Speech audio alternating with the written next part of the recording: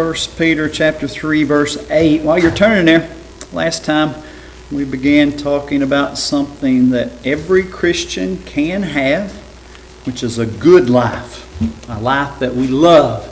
And the main deterrent to achieving that is most people are trying to do it the world's way, trying to do it through money or possessions or pleasures or other things, and those do not work. Solomon is an obvious example of that, and we'll see more of his life this evening. But we saw last time it begins with the right attitudes. And first of all, being of one mind or harmonious, seeking unity, those type of things. Compassion is another, where we feel the suffering of others, and loving like brethren in an unselfish, forgiving way. That's another way to begin that. Pitiful is another word that Peter used, a deep compassion that makes us tender-hearted. And of course, simply being courteous, just kind to others. Friendly of mind is what that actually means there. And those attitudes get us ready to get some joy out of life, and they prepare us to be ready to act and when God gives us opportunities, and they're the starting point there to having a good life and loving it. And so we'll see more of that this evening. Actually, it'll take us probably a couple this week and next week to finish up these verses, but that's okay too. Look at 1 Peter 3, 8 through 12 again. He says, "Finally be all of one mind, having compassion one of another. Love as brethren, be pitiful, be courteous, not rendering evil for evil or railing for railing, but contrariwise blessing, knowing that ye are thereunto called, that ye should inherit a blessing. For he that will love life and see good days, let him refrain his tongue from evil, and his lips that they speak no guile. Let him eschew evil and do good. Let him seek peace and ensue it. For the eyes of the Lord are over the righteous, and his ears are open unto their prayers. But the face of the Lord is against them that do evil." Now, look back at Ecclesiastes 1 again. We are going to pick up some more on Solomon's failure to achieve a good life. In Ecclesiastes 1 and verse 14. By the way, Proverbs is written almost entirely by Solomon. It's a book about what? What's Proverbs about? Wisdom. Right? What's Ecclesiastes about? They're both about wisdom. One's about getting it God's way. The other is about trying it, failing, and then getting wisdom. One's the good way of getting it. The other is the hard way of getting it. They both are books about wisdom there. And so Ecclesiastes is about things that Solomon tried and failed to give him joy, failed to give him any kind of a good life or a life that he would love. And that's why we look back at that and we see the things that Solomon did and how they didn't give what most people would think if you had the life of Solomon, that's the good life and you'd be happy, and yet he's not. And that's what God's proving through that book. But Ecclesiastes 1:14, he says, "I have seen all the works that are done under the sun, and behold, all is vanity and vexation of spirit." And of course we know Solomon realized and says that over and over again, that everything seemed worthless to him when he tried to find the meaning in life the world's way. And that last part of that verse there is an interesting analogy. Maybe you've never thought about it this way before, but vexation of spirit literally reads grasping at the wind. It's like trying to catch the wind, which is impossible. Impossible. He says, I've done all of these things. I've seen everything under the sun, and it was all worthless. It was like trying to catch the wind. You keep grabbing at it, but you can't catch it. It's an impossible task there. A couple of verses later there in verse 16 of Ecclesiastes 1, he says, "I communed with mine own heart, saying, Lo, I am come to great estate, and have gotten more wisdom than all they that have been before me in Jerusalem. Yea, my heart had great experience of wisdom and knowledge." And so Solomon thought that this great wisdom that he had would allow it to happen, that he could achieve what others couldn't achieve, which was the good life the world's way. And it did not work. we see that over and over again. I use the example of the state lotteries because you see people win the lottery all the time. What they don't show you about the lottery winners is how many of them go broke.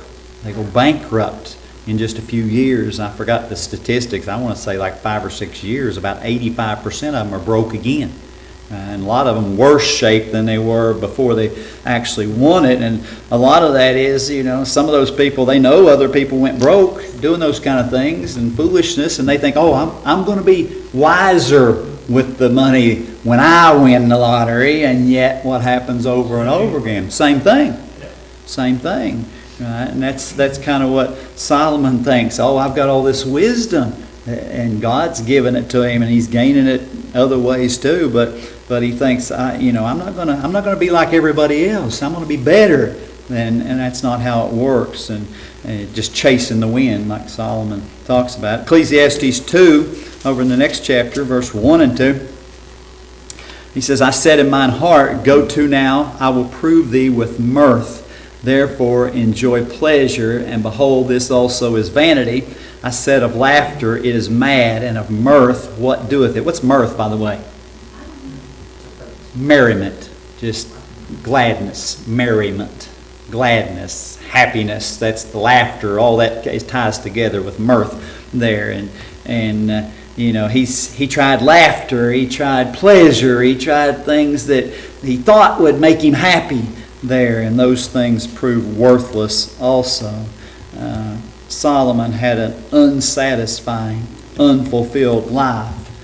And it's sad because that's not uncommon, even among Christians, to have that kind of life. And we're supposed to be the ones that know how to have a good life, how to love life, and how to enjoy the blessings of God. And so, when we think about this letter back in our original text, you think about this letter that Peter's writing here, and we talk about this over and over because we want to understand what these people are going through that when Peter writes this letter.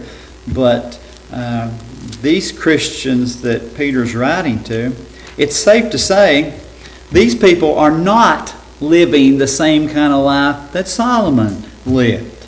They do not have the kind of wealth that he has accumulated in his lifetime. Solomon's kingdom also was at peace during his entire reign. From the time he took the throne to the end of his life, the entire kingdom is at peace. How did that happen?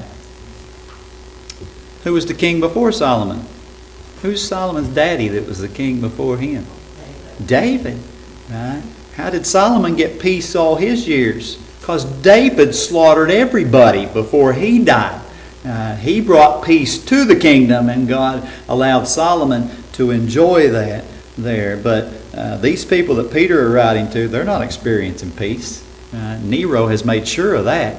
When he burned Rome, he's accused the Christians of that, and so they've all turned against. He's turned the Roman people against Christians. They are claiming that they were responsible for that. Was Solomon suffering for his faith? No. Certainly not like these people are. Certainly not. Right? But, in spite of all those shortcomings, if you would, of their lives, they don't have money, they don't have peace, they've got suffering and persecution and all of those things. And yet, what does God tell these people? You can have a good life. You can love life in spite of those things. Those things aren't the secret to achieving those things. And it does start with the right attitudes we saw last time, but then it continues there in verse 9 of 1 Peter 3.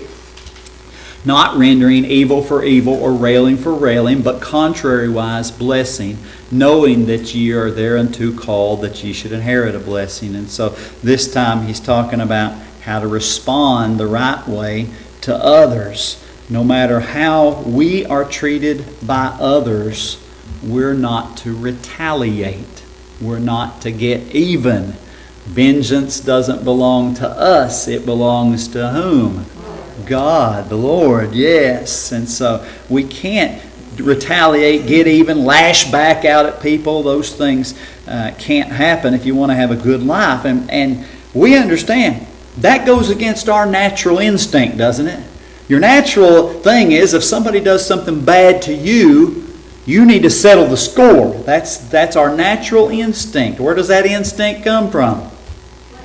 Our flesh, more specifically, our sin nature.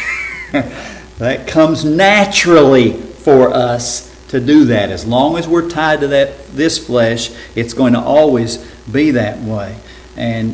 So these things that God teaches us through Peter here, these go against our natural instinct. And that's good, because our natural instinct would follow the world's ways. And we've already seen the world's ways of having a good life and loving life, those don't work. Those don't work. So we want to do something that goes against that sin nature that we have inside of us. And so, when we say that we're not to retaliate, we're not to get even, that can be done in a couple different ways. And one of those is actively doing something. The other one is passively doing something. Now, the active one is pretty obvious. If somebody smacks you, right, to actively retaliate, you do what? Right? You're actively doing something. Now, what about passive retaliation? Passive retaliation means we're not necessarily the one who's causing something bad to happen to somebody else, but we're not trying to prevent it either. That kind of idea. We have some dogs that bark incessantly around our neighborhood, and one of them's ours. But you kind of get used to that after a while. But sometimes when things are quiet, and they just bark for no reason. And mine does it too. Mine just happens to be enclosed in a carport area there, or garage, if you will. But if you had a dog that was like that, and your neighbor got a dog, and every time the wind blew or the leaf rolls down the yard or a cat runs or something, it's almost like they got to catch their breath to start barking again. And it's just incessant, just drives you nuts all the time. And so they got that kind of dog, but passive retaliation would be that dog gets loose somehow. And you see it away from its house, down the road a ways. Right? Passive retaliation, you'd say, bye-bye, we'll miss you. Hope you never find your way home. Something like that. Now, that's passive retaliation. To help that person, you would call your neighbor and say, hey, do you know your dog's loose? Do you know they're down the road here? Do you know they're heading this direction? That's what we should do. But our instinct would be, let it go. Hope you get run over. Something like that. That's the same idea. Right? We're wanting something bad to happen, even though we're not causing it. And that's wrong too. Right? 1 Peter 3:9 there, that first part, not rendering evil for evil. We don't return evil when we receive evil. Now, the individual doesn't have the right to enforce justice, even if that's exact justice. Never does God give the individual the right to do those things. Right? Exact justice is what? Eye for a eye, tooth for a tooth. All of those verses. Matthew 5:38, Jesus teaching on the Sermon on the Mount there. And he's correcting some things. Now, why does he have to correct some of this teaching? Because others have been teaching it wrong. Pharisees, scribes, those other Jewish religious leaders have taught these things inaccurately, and Jesus has to correct them. That's why he says, ye have heard that it hath been said. Where'd they hear that from? If it were in the Old Testament, Jesus would have said, it is written.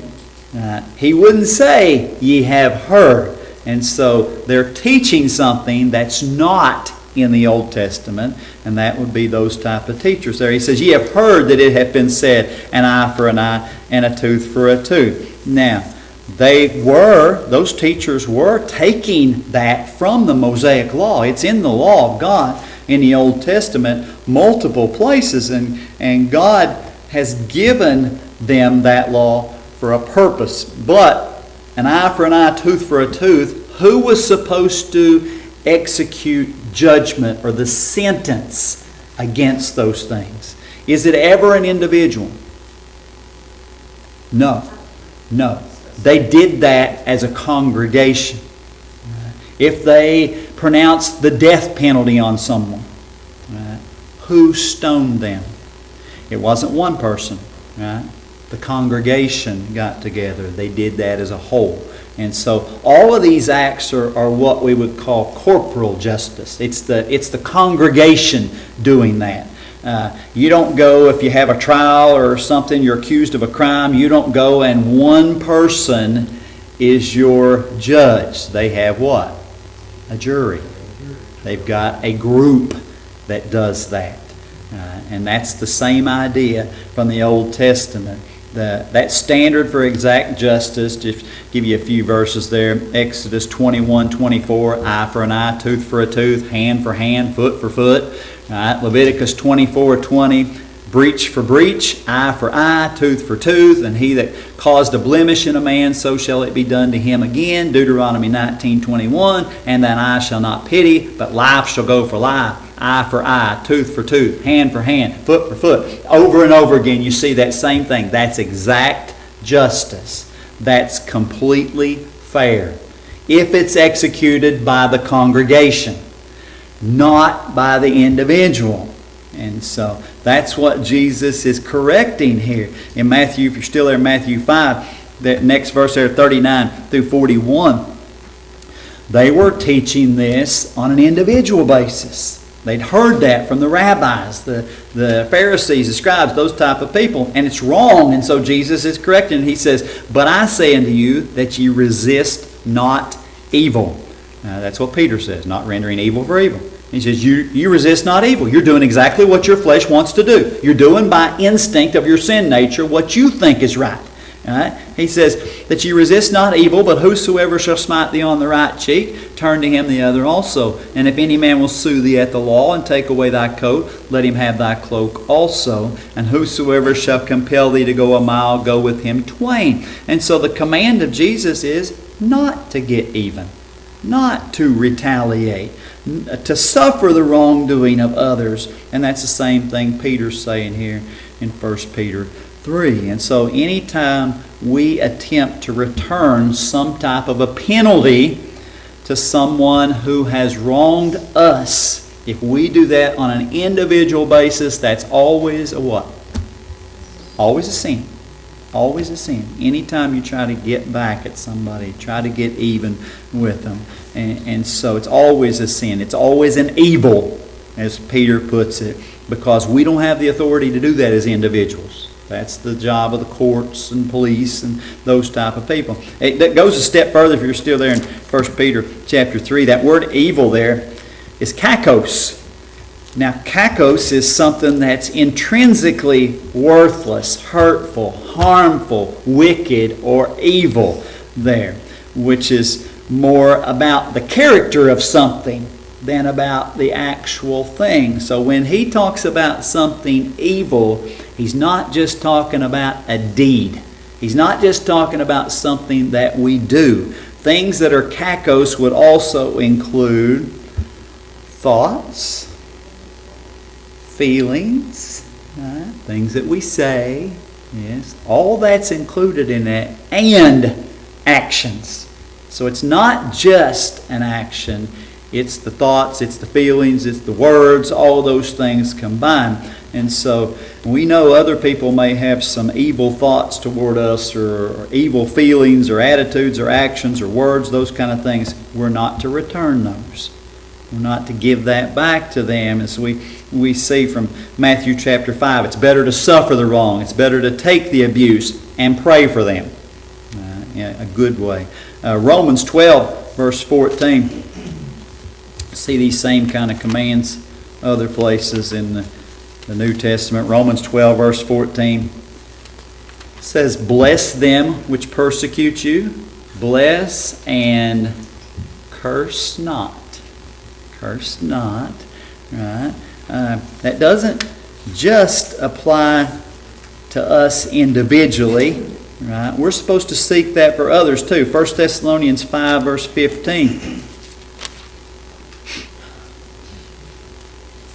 It's not just between Christians. This is us to everyone else. Unsaved, saved, doesn't matter. 1 Thessalonians 5:15, see that none render evil for evil unto any man, but ever follow that which is good, both among yourselves, that's among the brethren, among the Christians, and to all men. He says you got to do that to unsaved people too. And so the things that we are returning for the evil things that we're getting are supposed to be good things.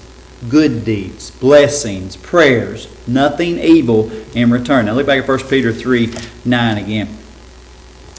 He says, not rendering evil for evil, or railing for railing, but contrariwise blessing, knowing that ye are thereunto called, that ye should inherit a blessing. We can't use railing against them either. We can't use our tongue as a weapon against them. Tongue's a pretty sharp thing, isn't it?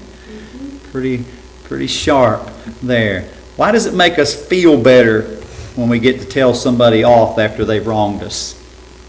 Why do you feel good sometimes, don't you? After you've told somebody off real good after they've done something bad to you, and you just really let fly and just read them their pedigree. Why does that seem satisfying? Why does that make us feel better? Because we have satisfied the flesh, the nature. We've done what's in us. And so the flesh does feel better when we do those type of things, because that's what our sin nature wanted us to do. But that's the pleasure in sin for a season. It feels good for a moment. And then it goes away. Then it's like catching the wind. Oh, well, I felt good there for a minute. How come I don't feel good now? Right? Afterward, we don't. And that's what Peter's saying. No, it may feel good for a moment. That's not the good life. That's not what God's wanting us to have. Jesus didn't do that. They brought every kind of false accusation against him imaginable, and he didn't do that. He didn't return evil for evil or railing for railing. 1 Corinthians 9 and verse 12 says, if others be partakers of this power over you, are not we rather? Nevertheless, we have not used this power, but suffer all things, lest we should hinder the gospel of Christ. Right? Paul says, no, I had a right to those things, but I suffered. I endured that because I didn't want to hinder the gospel of Christ there. Sure, we can win an argument sometimes. We can win a fight, but we can lose our witness for Christ too in that. And that's hard to get back if you've lost it in that way. If you've really told somebody off, or you've done something to hurt them in return because they hurt you, you lose that witness for Christ, that testimony. That's hard to get back. And so that's what the warning is. 1 Corinthians 5 verse 11. How serious is that? This railing, this verbal abuse of others. Paul writes this way, he says, but now I have written unto you not to keep company, if any man that is called a brother be a fornicator, or covetous, or an idolater, or a railer, or a drunkard, or an extortioner. With such a one, no, not to eat. We don't want to be associated with a person that calls themselves a Christian if they're a railer, if they slander other people, if they insult them, verbally abuse them, those type of things, because they're not representing God well. And if we associate with them, we're not representing God well either. And he says, stay away from them. Don't even share a meal with them there. And so Paul goes on that same chapter, if you're there, next chapter, 1 Corinthians 6:10. He says that reviling or railing is characteristic of an unsaved person. That's what he's saying in 6:10. Nor thieves, nor covetous, nor drunkards, nor revilers, nor extortioners shall inherit the kingdom of God. He said that's the way unsaved people act. You don't want to be associated with that, right? And so it's God's job to establish justice and retaliate when necessary. Now God may use things like the government that he has ordained, the police, those type of authorities to do that. And you say, well, some of those people get off scot-free. Is that true? Well, not exactly. They may escape the government or the law. They may escape those things, but it's coming. It's coming. They can't escape God. God can bring that vengeance on a personal level. He doesn't need the government. He doesn't need the police. He doesn't need those authorities to bring justice on those type of people. But either way, it's not our place to try to do it. It's not our place. And so, I think personally that we're more like our old father, the devil, when we try to do that. When we try to get even with people, try to get back at them, do those kind of things, because that's God's job. What does Satan want to be more than anything in the world? God. And so when we try to be God and exact justice on our own, we're imitating our old father, the devil. That's what's happening. It's ugly to think about it that way, but that's what's happening. That's what we're doing there. And so we're to return a blessing. Look back at Matthew 5:44. A blessing can be several different things. We'll look at a few verses before we come back to Peter. But Matthew 5:44, he says, "But I say unto you, love your enemies, bless them that curse you, do good to them that hate you, and pray for them which despitefully use you and persecute you." So loving them is a blessing. That's one way to bless those who do evil toward us. Agapeo. That's the unconditional love, even toward our enemies. In that same verse, we see it's also a blessing to do good to them. Do good to them, even when they don't necessarily want that, even though they may not even appreciate it when we do it. That doesn't matter. That's the blessing. Also there you see that prayer is a blessing, not just for their salvation, and certainly not a prayer to bring the wrath of God upon them. That's not the prayer he's talking about. It's the prayer of blessing, prayer that God will do something good for them. That's that prayer there. 1 Thessalonians 5:14, you see another way to bless others. 1 Thessalonians 5:18, 1 Thessalonians 5:18, "In everything give thanks, for this is the will of God in Christ Jesus concerning you." It's hard to give thanks when somebody does something evil towards you, is it not? It's hard to do that. It's hard to do that, but that is a blessing. Even people who try us, God is doing something wonderful through them, even for us. And you say, how in the world could that be good for me when they're doing something bad to me? They want to hurt me. They want to embarrass me. They want to do something to me. Romans 5:3. "And not only so, but we glory in tribulations also, knowing that tribulation worketh patience." That's a good thing for us, isn't it? It is. It's a wonderful thing for us. So yeah, God may use those people to try us, but it's still going to do something good. Luke 1:42, another form of blessing. You may not think about this normally from this account, because this is when Mary comes to Elizabeth during her pregnancy, and Elizabeth gives this blessing to Mary when the Holy Ghost reveals to her that Mary is carrying the Christ child. There in Luke 1:42, he says, "And she spake out with a loud voice and said, Blessed art thou among women, and blessed is the fruit of thy womb." And so when we speak well of others, that's a blessing toward them. Speak well of those that have done evil toward us. Our temptation is to do what? If somebody's done evil with us, we tell everybody how a horrible person they were and what they did to us and how they mistreated us and do those kind of things. Does that give you a good life to do that? No, it just does what? It just refreshes all those feelings again. Just makes you miserable all over again. It's like living it again and telling it over and over again. That's not a good life. Right? And so Luke 6, another example. Luke 6, verse 28 through 30, it says, "Bless them that curse you, and pray for them which despitefully use you. And unto him that smiteth thee on the one cheek, offer also the other. And him that taketh away thy cloak, forbid not to take thy coat also.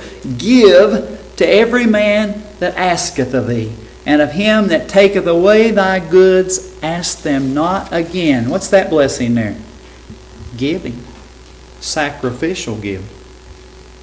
That's a hard one too. I know people, even in my own family, that borrowed stuff and then didn't bring it back. Kept it. It's hard. And you got to go try to get it back when you need it. And, it's hard to give a blessing for that. I can't remember once when I went to that person and had said, hey, thanks for keeping this safe for me for 3 years, but I want it back now. I never had that attitude of thanksgiving or just giving sacrificially or nothing like that. And so that's why I didn't have a good life at that point of time either. And so, there has to be forgiveness there. That's what that's about.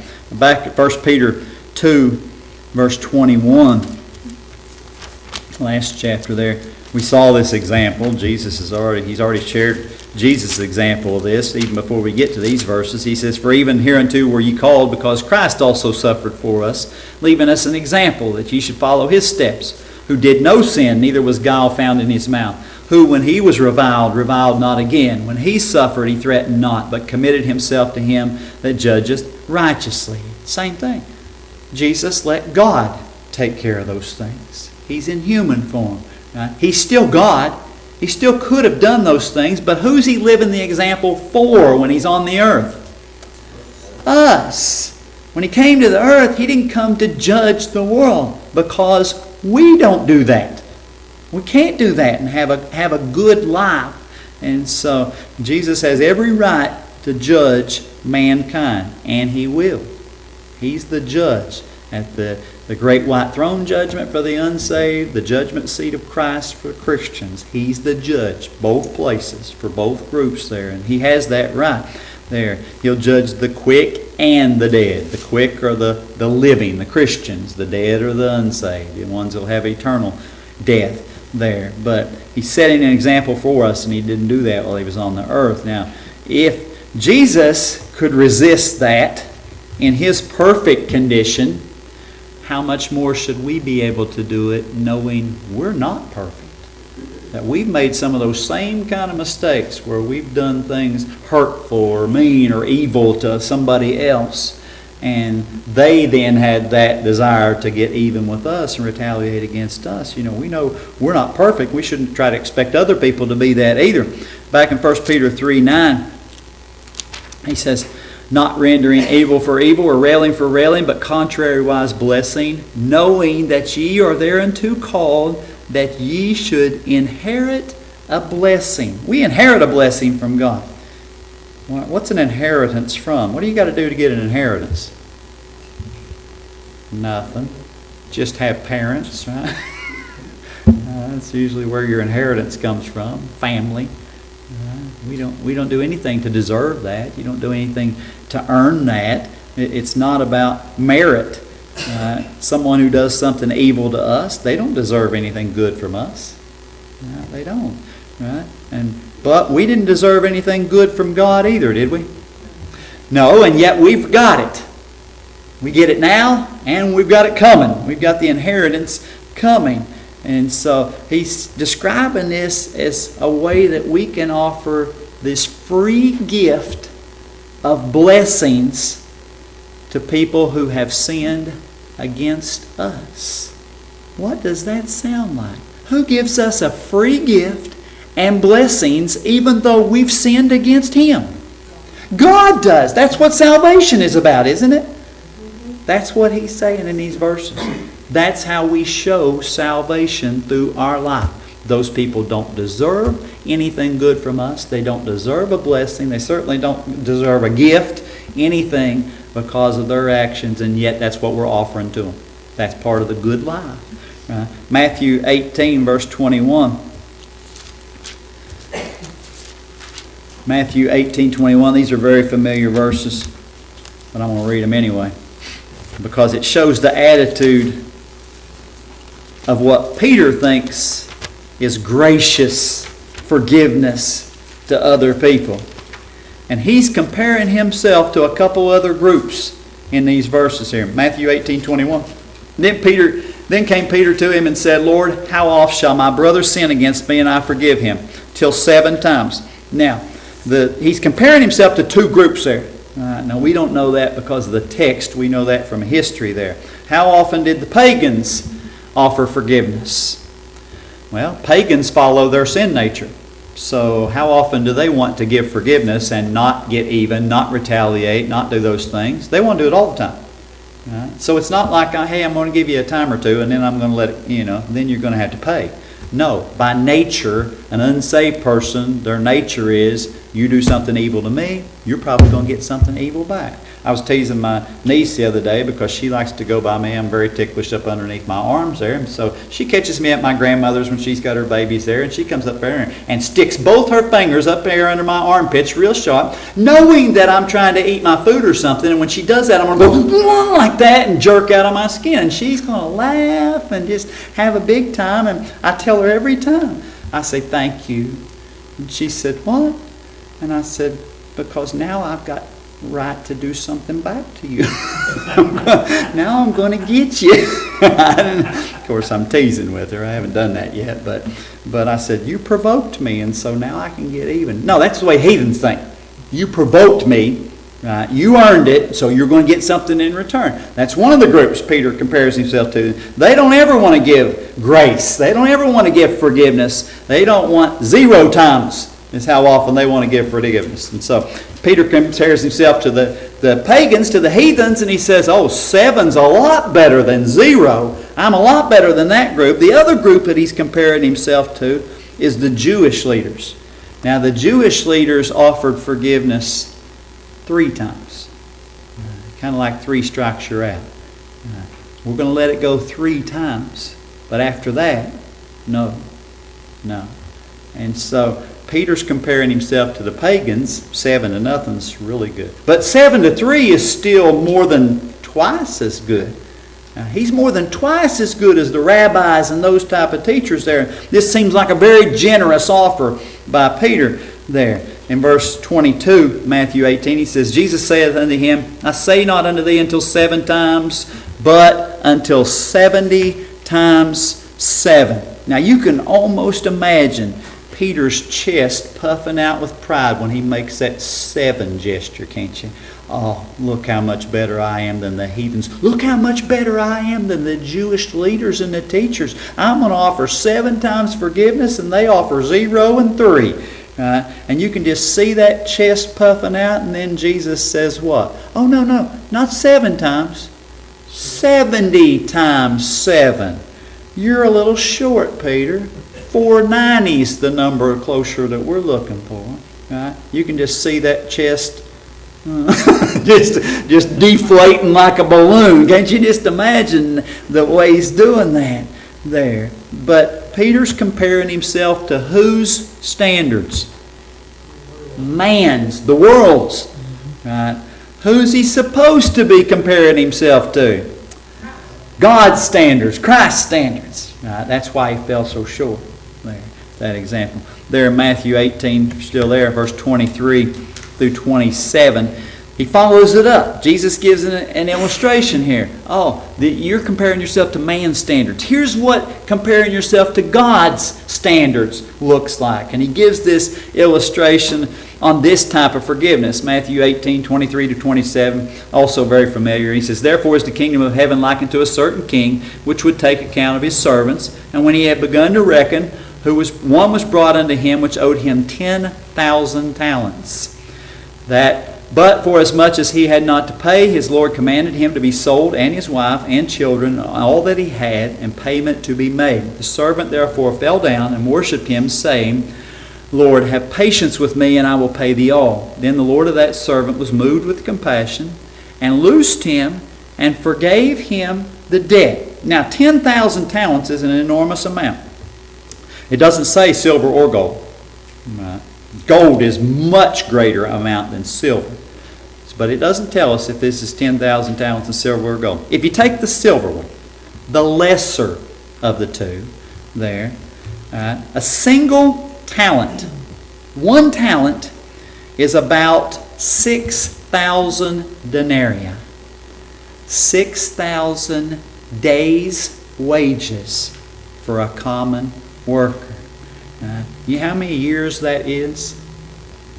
19. So if he owed 1 talent, he'd have to work 19 years and give every penny he made to this person to pay off 1 talent of silver. How many talents does he owe? 10,000. 10,000. That's 192,231 years of labor to pay that back for an average worker. 192,231 years. Right? That's not possible. That's not possible. Right? He wouldn't live long enough. Even a wealthy person wouldn't live long enough to pay that kind of debt off. And yet it's completely forgiven. That's the picture. The king is the picture of God. The servant is the picture of us, sinners. We can never pay off our sin debt. God forgives us. Anyway, you look at those next few verses there, 28 through 30. He says, "But the same servant went out and found one of his fellow servants, which owed him 100 pence. And he laid hands on him and took him by the throat, saying, Pay me that thou owest. And the fellow servant fell down at his feet and besought him, saying, Have patience with me, and I will pay thee all. And he would not, but went and cast him into prison till he should pay the debt. This man owed this other man 100 pence." That's 100 denarii. That's 100 days' labor. Not 192,231 years of labor. It's 100 days of labor. Now, it's still a significant amount of money. It is. But, even though the man had been forgiven that huge debt, he has no forgiveness for this other man. Neither of them deserved forgiveness, did they? No, they both had a debt that they couldn't pay. It didn't matter that one was enormously more than the other one. It's still a debt that they couldn't pay. But when this one who had this huge debt forgiven, surely he could have experienced what it's like to receive forgiveness, understand that, and be able to offer it to somebody else. And yet he couldn't. Vengeance is trying to fix a wound that we have received by wounding someone else. How does that heal my wound? If I have a wound, I have a cut on my arm, and I cut Joe's arm, does that make mine heal faster? No. That's what vengeance is. That's what retaliation is. You're just hurting somebody else. It's not fixing your wound. It's not fixing that. Forgiveness, though, and blessings for others, that's the equivalent of covering the wound, putting medicine on it, letting it heal, letting it fade away, and then eventually what? You forget it. Lori's got that place on her nose. Did you see that? She took that Band-Aid off for me where she skinned on that box. That's fun looking. She's keeping that covered, right? Doctoring it up. And eventually what will happen? It'll heal. It'll go away. Right? She'll forget all about it. Right? I'm sure she's not going to hold a grudge against Jessica forever, are you? No. That's the idea. Right? If you're just hurting other people, it's not healing your wound. It's just keeping it fresh. It's keeping it open. Right? The good life is to be able to forgive so you can get to that part where you forget, where it doesn't matter anymore. You know, the good life's not a perfect life. Nobody says it is. It's not that people are not going to hurt us. They're not going to wound us. They're not going to do bad things to us. That's not the good life. Right? Those things are going to happen. We are going to be cheated by other people. We are going to be mistreated. We're going to be wronged. We're going to have all those things happen to us. Those are going to happen. The good life is simply the best way to heal after those things happen so you can love life again. That's what good life is. Right? Not keeping those fresh. And I hope we learn to live this way because it'll open up some amazing opportunities for us to share Christ because that's how Christ did it. Right? And so we'll see more of this next time, Lord willing. Any questions or comments this evening?